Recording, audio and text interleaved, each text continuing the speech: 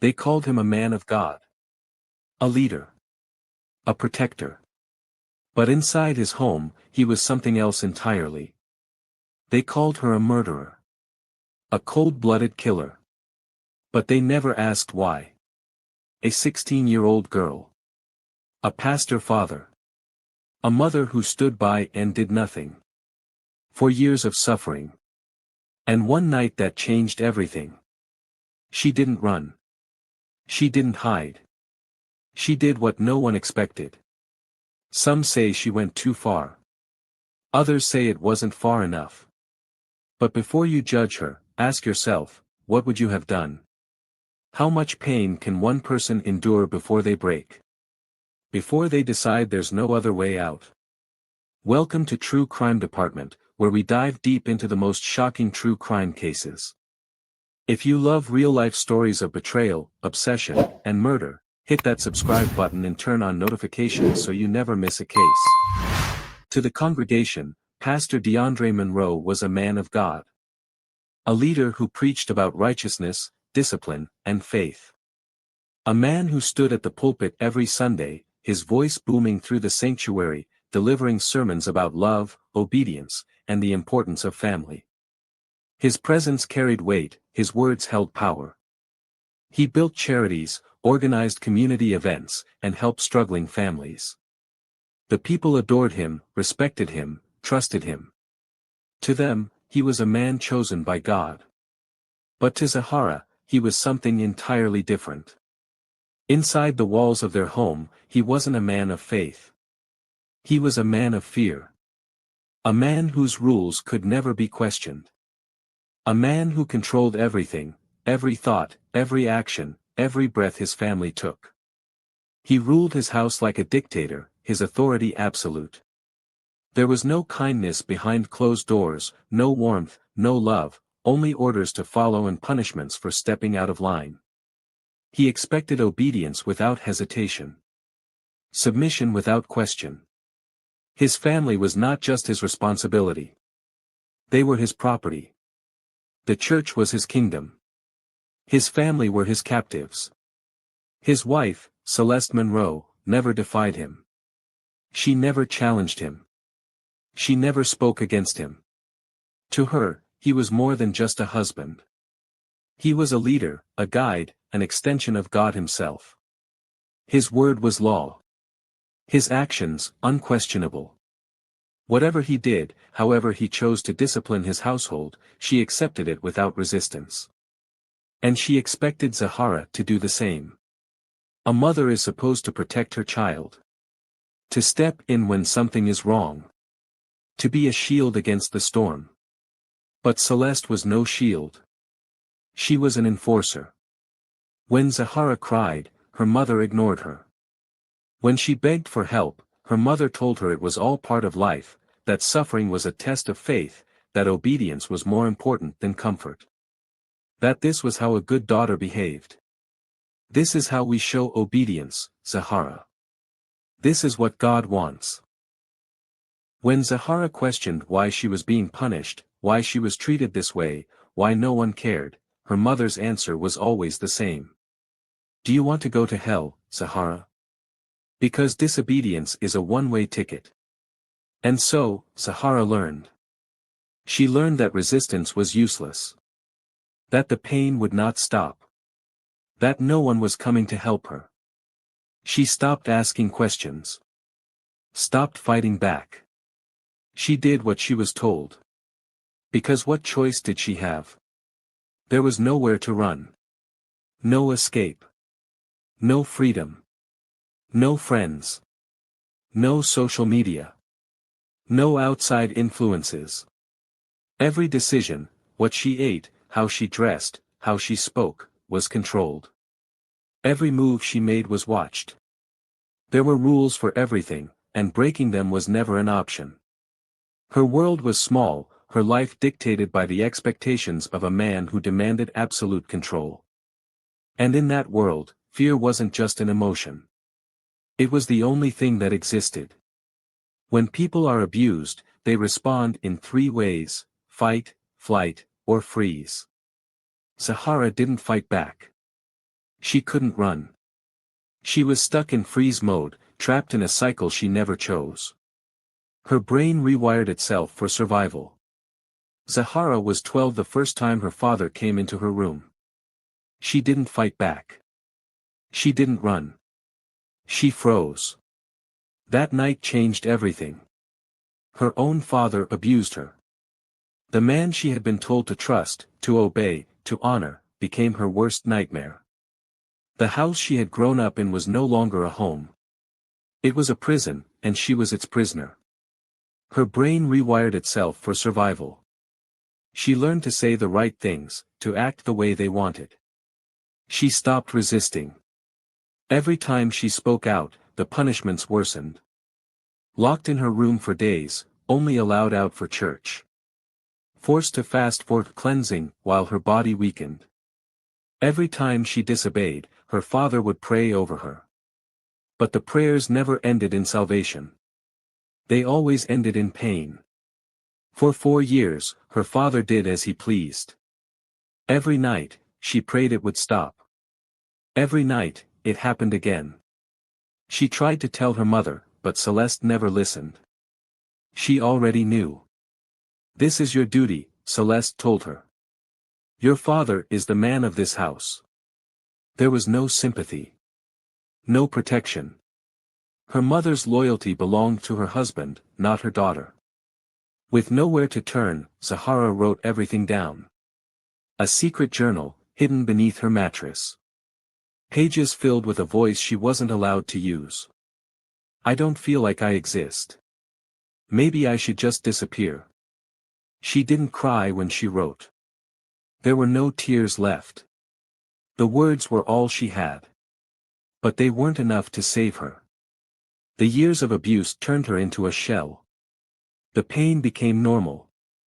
The silence, expected. But when she turned 16, something changed. She realized she was never going to be rescued. The breaking point was coming. For 4 years, Zahara endured what no one should ever endure. 4 years of silence. 4 years of pain. 4 years of knowing that her suffering would never end as long as she remained in that house. But the night everything changed didn't start with blood. It started with a conversation she was never meant to hear.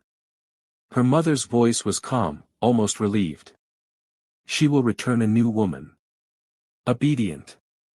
Pure." Her father agreed. "She needs to be reborn. The camp will fix her." They had made their decision. Zahara was being sent away to a purification camp. A place where disobedience was beaten out of girls, where submission was forced upon them until there was nothing left but obedience. Some girls never returned. Those who did were never the same. Zahara knew what that meant. If she left, she wasn't coming back. She spent the night in silence, lying in bed, staring at the ceiling. Her mind wasn't racing. It was quiet. Too quiet. There was no more doubt. No more fear. She had prayed for years that someone would save her. But there was no salvation. No miracle. If she wanted to survive, she had to save herself. She had to end this, permanently. The knife was in the kitchen. The gun in her father's drawer. She knew where they were. She had walked past them every day, never daring to touch them. But tonight was different. Tonight, she was done being afraid. She got up. Slowly, deliberately. Every step was careful, measured. She didn't need to rush. No one would stop her. They were asleep, just as they had been every other night when she lay awake, helpless. But tonight, she wasn't helpless anymore. Her parents had always slept in separate rooms. Her mother never questioned what he did behind his closed door, never interfered. Zahara walked past her mother's room without hesitation. The woman who had let this happen, who had turned a blind eye, was fast asleep, unaware of what was coming. She walked to the kitchen and grabbed the knife. The cold steel felt unfamiliar in her hands, but she didn't hesitate. She turned toward the hallway, toward his room. Toward the place where all of her pain had begun. Tonight, it ends. The door creaked slightly as she pushed it open. The room was dark, but she didn't need light to see him. She had spent years memorizing his presence. He was asleep, the way he always was when she lay awake in fear. The way he always was when she wished she could disappear. But she wasn't the one who was going to disappear tonight. She stepped closer, gripping the knife tighter. The rage she expected to feel wasn't there. There was no hatred. No anger. Just resolve. She had spent too many nights crying, too many nights begging for it to stop. She wasn't going to beg anymore. She knew his sleeping pattern as he sleeps without dresses. In one swift motion, she brought the knife down. And cut out his penis. The knife was very sharp, so it was easy, it was over in seconds. The pain she had carried for 4 years, the thing that had stolen her childhood, her dignity, her safety, same tool used in abusing her, was gone. Severed. The scream that followed was loud enough to shake the walls. Loud enough to wake the entire neighborhood. But Zahara didn't flinch. She watched as the man who had tormented her for years writhed in agony. His power, his control, his dominance, gone. But she wasn't done. Before he could react, before he could reach for her, she raised the knife again. This time, she didn't hesitate. The blade plunged into his chest. Once. Twice. Again. Blood soaked the sheets, pooling around his body. His screams turned to gasps, then to nothing at all. Zahara didn't stop to breathe. She moved with the speed of light, grabbing the gun from the drawer, her hands steady, her focus unshaken. The moment she turned, the bedroom door burst open. Celeste Monroe stood in the doorway, eyes wide, frozen in shock. She saw the blood. She saw the knife in Zahara's hand. And for the first time, she saw her daughter not as a victim, but as something else entirely. "What have you done?" Zahara turned to face her mother. The woman who had let this happen. The woman who had stood by and done nothing. Who had told her to accept the pain, to submit, to obey. Zahara's grip on the knife tightened. Her voice was steady, cold, final. "I did what you should have done." For years, her mother had watched her suffer. For years, she had justified it. For years, she had let it continue. Zahara had spent too long trying to understand why. Too long hoping her mother would wake up, would see the truth, would protect her. But Celeste never would. She never had. And now, she never would again. Zahara didn't hesitate. She raised the gun, aimed, and pulled the trigger. The shot rang through the house. Celeste Monroe fell. There was no regret. No relief. Just silence. And for the first time, the silence didn't scare her. The house was silent. The air was thick with the smell of blood. Zahara stood in the center of it all, unmoving. The gun was still warm in her hand. Her father's body lay motionless in his room. Her mother's lifeless form was slumped in the hallway. The weight that had crushed her for years was gone. But she didn't feel lighter. She didn't feel anything at all. The phone sat on the table. She reached for it, pressing the numbers without hesitation. The line clicked. A calm voice came through. 911, what's your emergency? There was no panic in her voice. No tears. No regret. Only truth. I saved myself. The silence on the other end of the line stretched for a moment. The dispatcher asked her to stay on the phone, to wait for the officers, to step outside if she could. But Zahara didn't move. She sat down on the couch, her blood-stained hands resting on her lap, her eyes fixed on nothing. She had spent years trapped in this house, drowning in fear. Now the walls were closing in for a different reason. The first officer on the scene found her just like that, sitting, staring, still. The gun rested beside her. The bodies were exactly where she had left them. Her clothes, her hands, her face, covered in red. But she didn't flinch when they entered. Didn't react when they shouted for her to put her hands up. Didn't resist when they pulled her from the couch, handcuffed her wrists, led her out the front door. She never cried. Never spoke. It was like she was already gone. They put her in the back of the squad car. She didn't ask where they were taking her. She already knew. The ride was quiet. The flashing lights reflected in the window, but she didn't look at them. She just stared straight ahead, seeing nothing at all. In the interrogation room, the officers sat across from her. They had seen killers before. They had questioned people who had murdered in rage, in revenge, in desperation. But Zahara was different. She wasn't shaking. She wasn't asking for a lawyer. She wasn't asking for anything at all. "Why did you do it?" one of them finally asked. For the first time, she looked up. Met his gaze with eyes that held no remorse, no sorrow. Only emptiness. "What took me so long?" The trial was inevitable. The crime was brutal. The evidence was undeniable. Zahara Monroe had killed her parents. The only question left was why. Was she a cold-blooded murderer, or was she a survivor who had been pushed to her breaking point? The courtroom was packed. Reporters, community members, former churchgoers, all watching, all waiting. The pastor's daughter, the girl no one had ever really noticed, was now at the center of it all. Some came for justice. Others came for answers.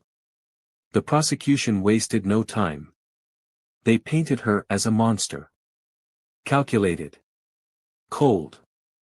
A girl who had planned every step of her crime, who had waited for the perfect moment to strike. They displayed crime scene photos, her father's body in his blood-soaked bed, her mother's lifeless form in the hallway. They played the 911 call. "I saved myself." They showed the knife. The gun. The journals. The defense had no choice but to tell the truth. The truth Zahara had lived with for 4 years. The truth she had suffered in silence. Her lawyer stood before the jury and spoke the words that had been hidden for too long. She was trying to survive. But the biggest revelation came from the evidence collected inside the Monroe home. There was the expected: blood, weapons, signs of struggle. But there was more. The police had seized her father's laptop. Encrypted files. Secret folders. Videos, messages, proof of his crimes. Proof of what Zahara had endured. Proof of the abuse her mother had allowed. And then, there was the journal. Not Zahara's. Her mother's. In neat, careful handwriting, Celeste Monroe had documented years of regret. Every page was filled with words she had never spoken. She had known what was happening to her daughter. She had hated herself for it.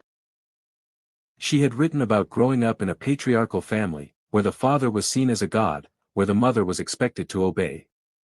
Her own upbringing had broken her, made her believe there was no other way. She had written about Zahara's suffering, about the guilt that kept her awake at night. And in the last entries, she had written about the camp. About how sending Zahara away wasn't about punishing her, it was about freeing her. It was the only way she knew how to save her, from her father's abuse, from the pain. But Zahara never knew that. She never read those pages. She only knew what had been done to her. What had been allowed to happen. Psychologists took the stand. They explained battered child syndrome. How years of abuse can rewire the brain. How victims don't always react the way people expect. How trauma doesn't just cause pain, it changes people. They explained what happens when a person is forced to endure the unthinkable. How eventually, something inside them breaks. This wasn't revenge. This was survival. The jury listened. They saw the evidence. They heard the arguments. But the decision was never simple. Did Zahara Monroe commit murder? Yes. But was she guilty? The courtroom fell silent as the jury returned with their verdict. The world waited for their answer. Was she a killer, or was she just another victim of a system that had failed her? The trial was over. The jury had spoken. The world had its answer. Zahara Monroe was guilty. But guilty of what?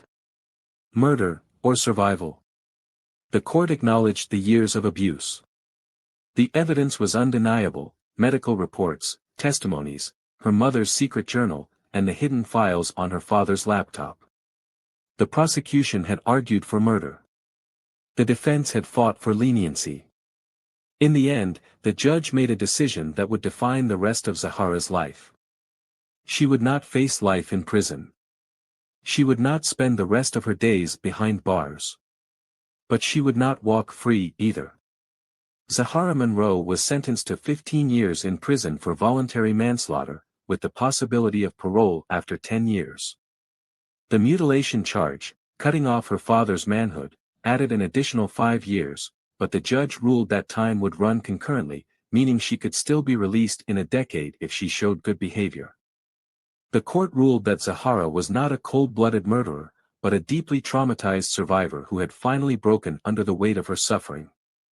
The judge's final words were clear: this case is a tragedy. It is not justice, it is not revenge, it is a failure of protection. We failed her long before she ever picked up that knife. Inside prison, Zahara was not like the other inmates. She wasn't violent. She wasn't angry. She was quiet. She was distant. She spent hours alone, reading, writing, reflecting. She attended therapy. She spoke to psychologists. For the first time in her life, she was in a place where no one could hurt her. For the first time, she was not afraid to fall asleep. As the years passed, people moved on. Her father's church closed its doors. The community that once worshipped him turned its back. They had called him a man of God, but now, they whispered about the secrets buried inside his home. Zahara's story spread beyond the courtroom. Her case became part of a larger conversation, about abuse, about silence, about what happens when victims have nowhere to turn.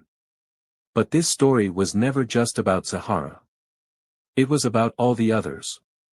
The ones still trapped. The ones suffering in silence. The ones too afraid to speak. Too afraid to run. Too afraid to fight back. How many others live in homes where no one hears them scream? How many are told that obedience is more important than their safety? How many suffer in silence, waiting for a way out? And the hardest question of all, what would you have done if you were her? Bottom of form, the justice system doesn't always protect victims. It promises fairness, it promises safety, but too often, those promises come too late. Zahara Monroe spent years waiting for someone to save her. No one came. And when she finally saved herself, the same system that had ignored her suffering was the first to judge her actions. If Zahara had spoken up earlier, would anyone have believed her? Would the community that worshipped her father have listened? Would they have protected her, or would they have silenced her just like her mother did? Some say she was a murderer. Some say she was a survivor. But one thing is certain, she was never meant to be a victim. Abuse victims often don't know they have options. Fear, shame, and manipulation keep them silent. They are told to obey, to endure, to accept.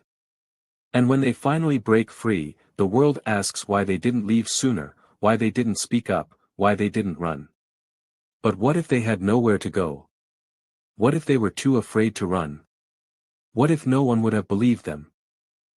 This is why awareness and intervention matter. Abuse thrives in silence.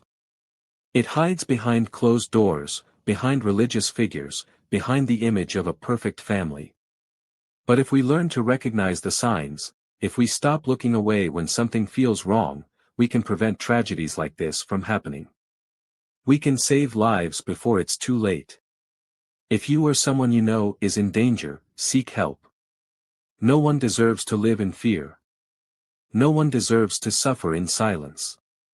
There is always another way. There is always someone willing to listen. Stories like Zahara's happen every day, but they don't have to. If this story made you think, if you believe in spreading awareness, make sure to subscribe.